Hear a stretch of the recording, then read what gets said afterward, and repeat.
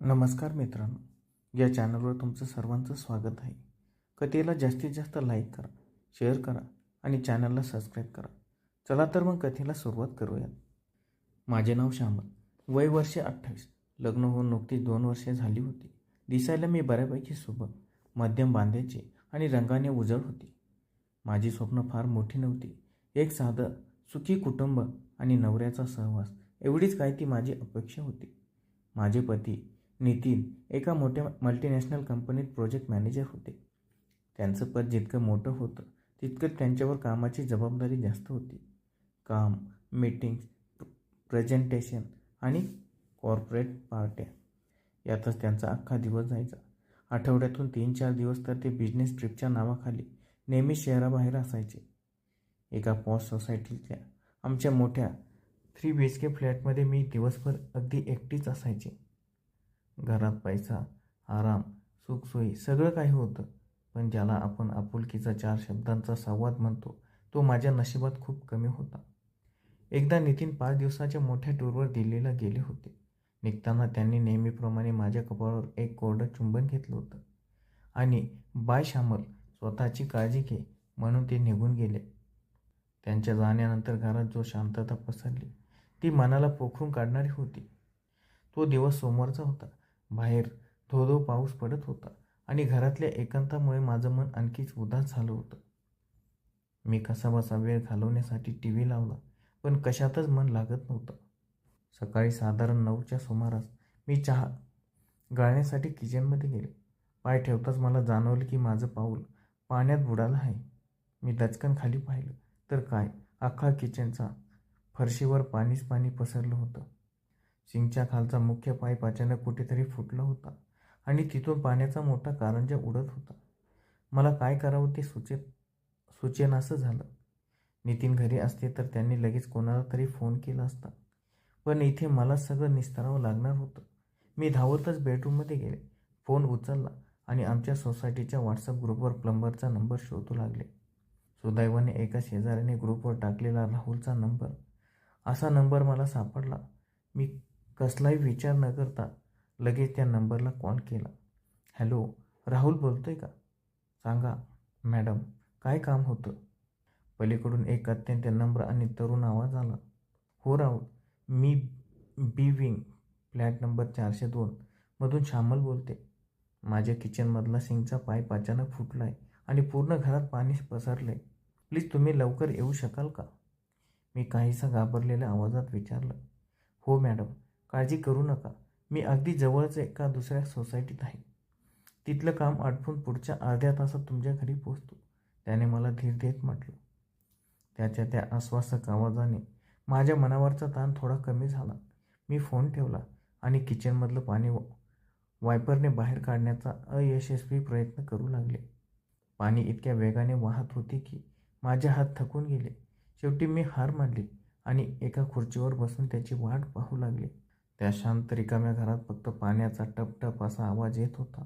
तो आवाज माझ्या मनातील एकटेपणाला आणखी तीव्र करत होता. साधारण पाऊण तासाने दारावरची बेल वाजली. मी घाईघाईने उठले आणि दार उघडलं. समोर एक तरुण मुलगा उभा होता. साधारण 24-25 वर्षाचं वय असावं. त्याचा रंग गव्हाळ होता, पण त्याच्या चेहऱ्यावर एक निरागस साधेपणा होता. कष्टाचे काम केल्यामुळे त्याचे शरीर कामावलेले आणि मजबूत दिसत होते. त्याने साधे जीन्स आणि एक हलका निळा शर्ट घातला होता, ज्यावर हलके डाग होते. त्याच्या खांद्याला एक जुनी जड झालेली टूल बॅग लटकत होती. पावसामुळे तो थोडा ओला झाला होता. नमस्ते मॅडम, मी राहुल, तुम्हीच फोन केला होता ना? त्याने आपल्या चेहऱ्यावर एक गोड हसू आणत विचारलं. त्याचे पांढरे शुभ्र दात आणि चेहऱ्यावरील तो आदर पाहून मला खूप वेगळं वाटलं. हो राहुल, या ना आत, मी तुझीच वाट पाहत होते. बघ ना किचनची काय अवस्था झाली आहे. मी बाजूला होत त्याला आत येण्यासाठी रस्ता दाखवला. तो घरात आला. त्याने हॉलमध्ये पाय ठेवताना आपले ओले बूट बाहेरच काढले, जे मला खूप आवडलं. तो सरळ किचनच्या दिशेने गेला. किचनमधलं पाणी पाहून त्याने लगेच आपली बॅग खाली ठेवली. त्याने शर्टच्या बाह्या वर दुमडल्या आणि तो न डबकता सिंकच्या खाली जमिनीवर वाकून काम करू लागला. मी किचनच्या चौकटीत उभी राहून त्याच्याकडे एकटक पाहत होते. कित्येक दिवसानंतर या घरात माझ्याशिवाय दुसरं कोणीतरी जिवंत माणूस होतं. हीच जाणीव मला आतून एक वेगळा सुखाचा दिलासा देऊन गेली. राहुल पूर्णपणे त्याच्या कामात मग्न होता. पाईप जोडताना त्याच्या हाताच्या स्नायूची होणारी हालचाल आणि त्याच्या कपाळावर जमा झालेले घामाचे थेंब, हे सगळं माझ्यासाठी कसं तरी नवीन होतं. नितीन कधीच अशी कष्टाची कामं करत नव्हते. त्यांच्या हातात नेहमी लॅपटॉप असायचा. पण राहुलकडे पाहून जाणवत होतं की कष्टामध्ये एक वेगळं सौंदर्य असतं. तो रेंच आणि स्क्रूड्रायव्हर घेऊन मोठ्या कौशल्याने तो जुना गंजलेला पाईप काढण्याचा प्रयत्न करत होता. काम करताना त्याच्या श्वासाचा वेग वाढला होता. त्या शांत किचनमध्ये त्याच्या श्वासांचा आवाज मला स्पष्ट ऐकू येत होता. माझ्या मनात नकळत एका वेगळ्या संवादाची सुरुवात झाली होती. मला असं वाटलं होतं की त्याने माझ्याशी काहीतरी बोलावं. या शांततेचा भंग व्हावा. मी त्याच्याकडे पाहत राहिले आणि मनात विचार करू लागले. माणसाला पैशापेक्षा सहवासाची आणि माणसाची गरज किती जास्त असते. राहुलच्या त्या साध्या कष्टाळू रूपामध्ये मला एक वेगळीच ओढ जाणू लागली, की कदाचित माझ्या कित्येक दिवसाच्या एकटेपणाचा परिणाम होती. तो पाईप काढता काढता अचानक त्याचा हात निसटला आणि तो हलकासा कणला. काय राहुल, लागलं का? मी काळजीपोटी एक पाऊल पुढे टाकत विचारलं. त्याची आणि माझी नजर एका क्षणासाठी एकमेकांना भिडली. त्या नजरेत एक अनामिक संकोच आणि एक नवीन नात्याची अस्पष्टशी सुरुवात दिसत होती. नाही मॅडम, काही नाही झालं. तो रेंच थोडा घसरला, इतकंच. सवय आहे मला याची, राहुलने त्याच्या नेहमीच्या नम्र स्वरात उत्तर दिलं. त्याने कपाळावर आलेला घाम आपल्या शर्टच्या बाहीने पुसण्याचा प्रयत्न केला, पण आधीच ओला असल्यामुळे त्याचा फारसा उपयोग झाला नाही. त्याचा तो कष्टाने माखलेला चेहरा आणि कपाळावरचे घामाचे थेंब पाहून मला राहवलं नाही. मी तडक बेडरूममध्ये गेले आणि कपाटातून एक स्वच्छ मऊ टॉवेल घेऊन आले. सोबतच फ्रीजमधून पाण्याचा थंडगार ग्लास भरून घेतला. हे घ्या राहुल, आधी चेहरा पुसून घ्या आणि बाहेर खूप उकाडा आहे. आधी शांतपणे पाणी प्या. मी त्याच्याजवळ जात टॉवेल आणि पाण्याचा ग्लास पुढे केला. माझ्या या अचानक दाखवलेल्या आपुलकीने तो पुरता गोंधळला. त्याने कामाचा रेंच खाली ठेवला आणि क्षणभर तो माझ्याकडे पाहतच राहिला. कदाचित मोठ्या घरामध्ये राहणाऱ्या श्रीमंत लोकांनी त्याला कधी एवढ्या आदराने आणि प्रेमाने विचारलं नसावं. त्याने अत्यंत संकोचाने माझ्या हातातून तो टॉवेल घेतला. चेहरा पुसताना त्याच्या हाताचा आणि माझ्या हाताचा अगदी हलकासा स्पर्श झाला. तो स्पर्श खूप उबदार होता. माझ्या अंगावर एक सरसरून काटा आला. त्याने पाण्याचा ग्लास ओठांना लावला आणि घटाघटा पाणी प्यायला. पाणी पिताना त्याचे काळेभोर प्रामाणिक डोळे माझ्या डोळ्यांना भिडले. त्या नजरेत एक वेगळीच कृतज्ञता होती. ग्लास खाली ठेवत तो म्हणाला, थँक्यू मॅडम. खरं सांगू तर आजकाल एवढं प्रेम आणि आपुलकीने कोणी पाणीसुद्धा विचारत नाही. लोक फक्त काम करून घेतात आणि पैसे देऊन बाजूला होतात. अरे, त्यात काय एवढं मोठं राहुल? आपण सगळे आधी माणसं आहोत ना, आणि कष्टाची किंमत करायला हवी, मी हळूच म्हटलं. माझे ते हसणं पाहून त्याच्या चेहऱ्यावरचा संकोच थोडा कमी झाला. तो पुन्हा खाली वाकला आणि सिंकचा पाईप तपासू लागला. 2 मिनिटांनी तो उठून उभा राहिला. मॅडम, हा जुना पाईप पूर्णपणे गंजलाय. आतून तो पार सडलाय. त्यामुळेच तो प्रेशरने फुटला. हा दुरुस्त होणार नाही. आपल्याला नवीनच बसावा लागेल. मी जवळच्या हार्डवेअर दुकानातून घेऊन येतो. चालेल? हो, नक्कीच. जे योग्य असेल ते कर. मी होकार दिला. मी 15-20 मिनिटात आलोच, असं म्हणून त्यांनी आपली पिशवी घेतली आणि तो घराबाहेर पडला.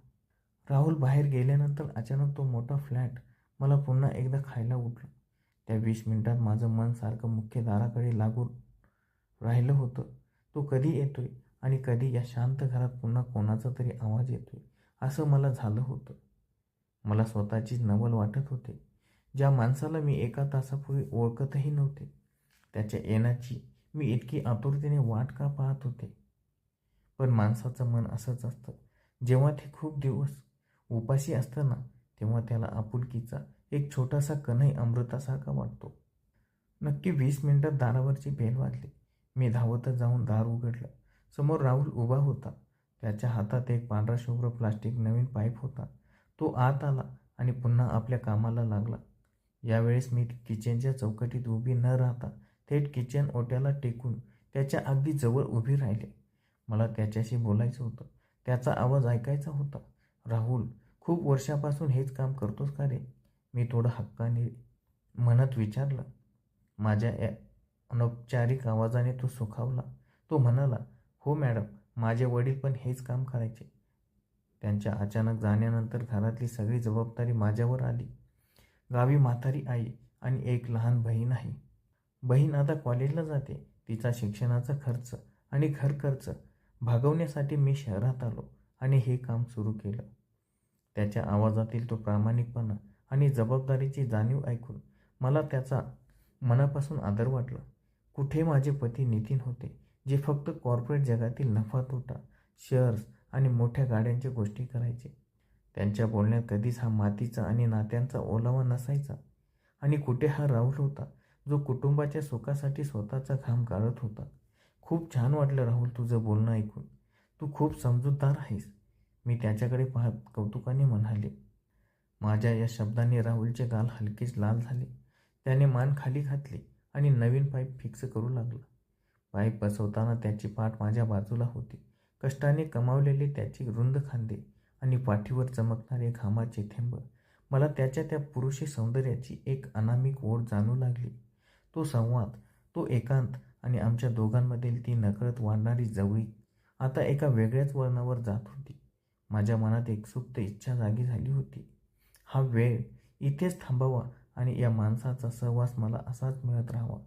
तो पाईप घट्ट करण्यासाठी स्क्रू फिरवत होता आणि माझं लक्ष त्याच्या हाताच्या बळकट नसांवर खेळलं होतं. आमच्यातील शांतता आता अजिबात बोचली नव्हती, तर ती कामाची रोमॅन्टिक आणि भावनिक होत चालली होती. दुपारचे साधारण 2 वाजत आले होते. बाहेर पाऊस आता ओसरत होता, पण आभाळ अजूनही भरून आलेलं होतं. घरात एक मंद धुंद प्रकाश पसरला होता. राहुलचे काम आता संपत आलं होतं. त्याने तो नवीन पाईप अगदी व्यवस्थित जागच्या जागी फिक्स केला होता. सिंक चालू करून त्याने पाणी तपासून पाहिलं. कुठूनही एक थेंब गळत नव्हता. त्याने खाली साचलेलं पाणी आणि कचरा एका कापडाने स्वच्छ पुसून काढला. मॅडम, काम पूर्ण झालंय. आता पाणी अजिबात गळणार नाही आणि पाईपही खूप मजबूत बसवलाय. तो सिंकवरून हात बाजूला करत हसून म्हणाला. खूप खूप थँक्यू राहुल. तू खरंच खूप मोठ्या मनाचा माणूस आहेस. मी त्याच्याकडे पाहत कौतुकाने म्हणाले. मग अचानक माझं लक्ष भिंतीवरच्या घड्याळाकडे गेलं. 2 वाजून गेले होते.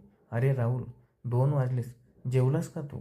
नाही मॅडम, आता हे आवरून निघेन आणि बाहेर कुठेतरी नाक्यावरच्या हॉटेलमध्ये जेवण करेल. त्याने आपले हात धुतले आणि कपडे झटकत म्हटलं. असं कसं? बाहेर किती उकाडा आहे आणि तू सकाळपासून उपाशी राहून एवढं काम केलंस. मी आज घरात छान जेवण बनवलंय. तू माझ्यासोबतच जेव. मी अगदी हक्काने आणि आग्रहाने म्हटले. माझा हट्ट ऐकून राहुल आधी थोडा बिथरला. नको मॅडम, ते चांगलं नाही वाटणार. मी बाहेर जेवतो ना, तो संकोचाने म्हणाला. मी काही ऐकणार नाही. आज घरात कोणी नाही. मी पण एकटीच जेवणार होते. सोबतीने जेवूया ना. प्लीज नकार देऊ नकोस. माझ्या आवाजातली आर्तता कदाचित त्याला जाणवली असावी. त्याने काही न बोलता फक्त मान डोलावली. मी डायनिंग टेबलवर 2 ताटे वाढले. वरण, भात, भाजी आणि गरम चपात्या. राहुल अगदी शांतपणे माझ्या समोरच्या खुर्चीवर बसला. सुरुवातीला तो खूप अवघडला होता, पण मी जेव्हा स्वतःहून त्याला भाजी वाढू लागले तेव्हा त्याचा संकोच कमी झाला. आम्ही दोघांनी एकत्र जेवायला सुरुवात केली. जेवता जेवता आमच्या गप्पा पुन्हा सुरू झाल्या. तो त्याच्या गावच्या जत्रेच्या गोष्टी, त्याच्या आईने बनवलेले पदार्थ सांगत होता आणि मी लहान मुलासारखी डोळे मोठे करून ऐकत होते.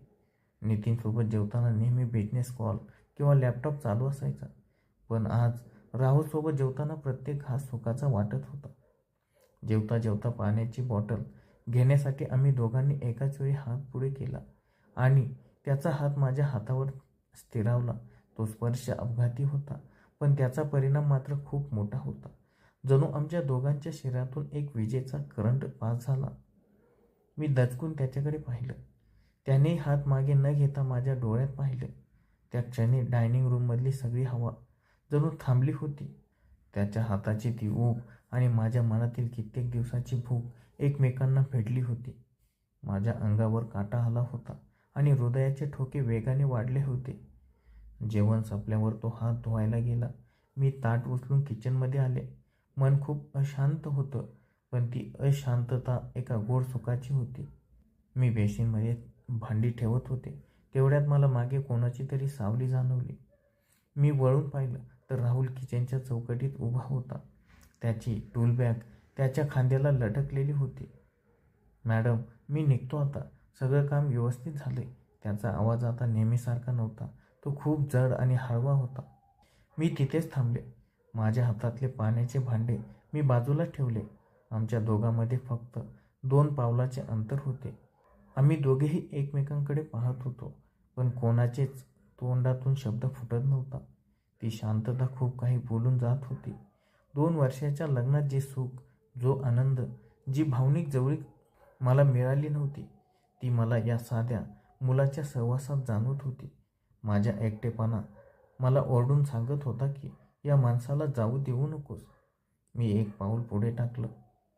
आमचं अंतर आता संपलं होतं. राहुल, खरंच चाललास? मी अगदी हळू आवाजात, काहीसा अर्जवी नजरेने विचारलं. माझ्या त्या एका प्रश्नाने राहुलच्या मनाचाही बांध फुटला. त्याने त्याची जड बॅग हळूच खाली ठेवली.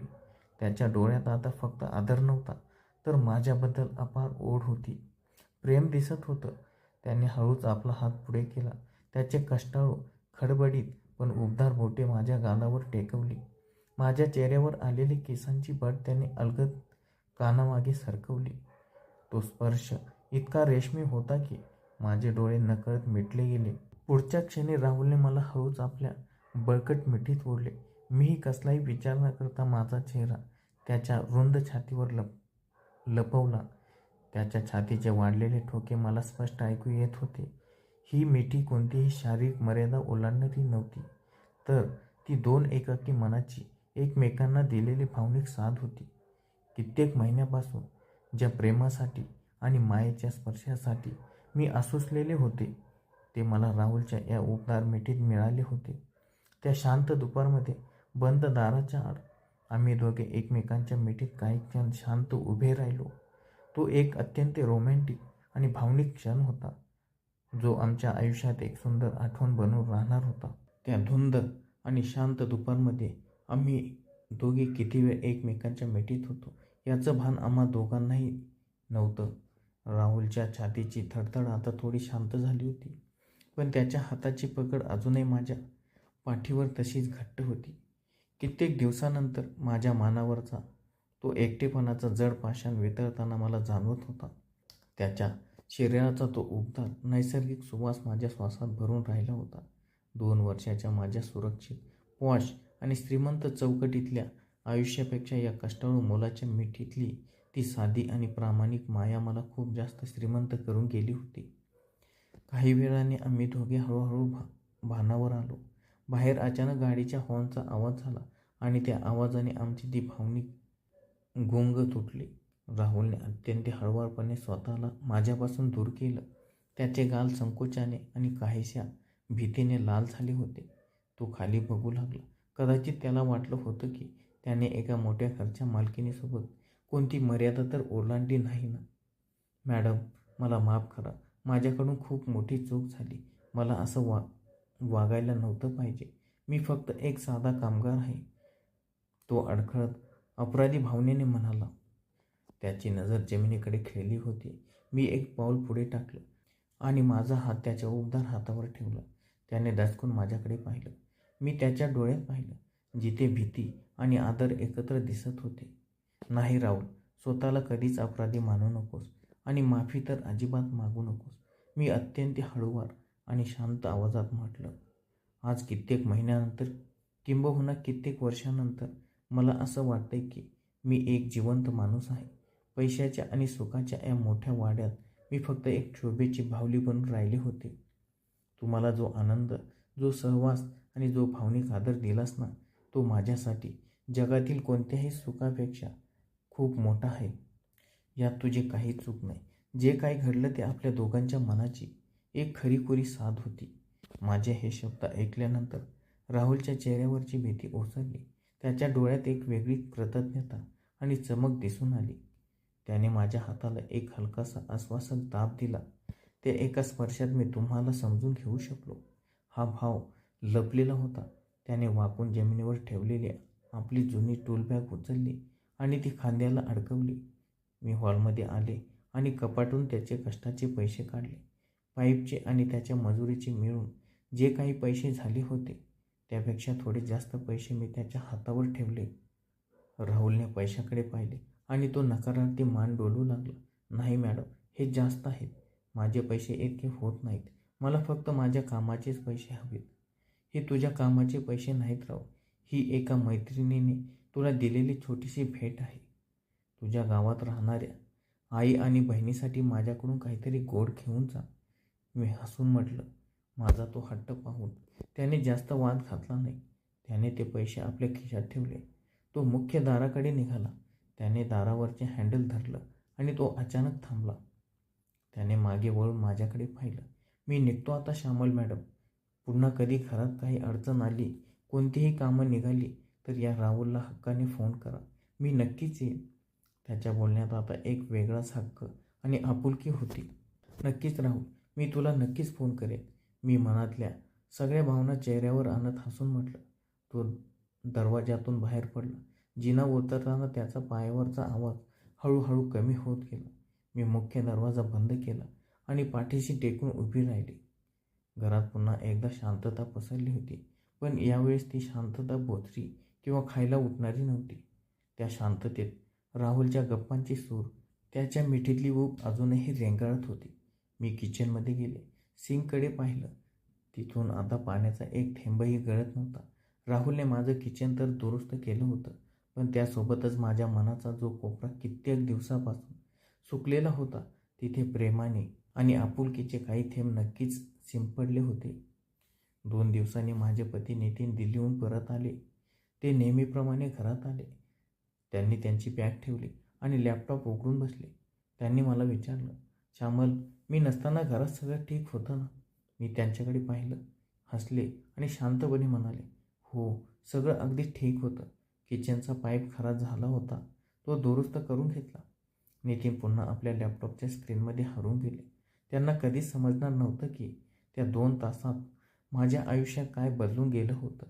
हे एक असं नातं होतं ज्याला समाजाच्या नजरेत कोणतं नाव नव्हतं, पण माझ्या एकाकी मनाच्या जगात राहुलची ती गोड, हळवी आणि रोमॅन्टिक आठवण नेहमीसाठी एक अनमोल ठेवा बनून राहिली होती. धन्यवाद.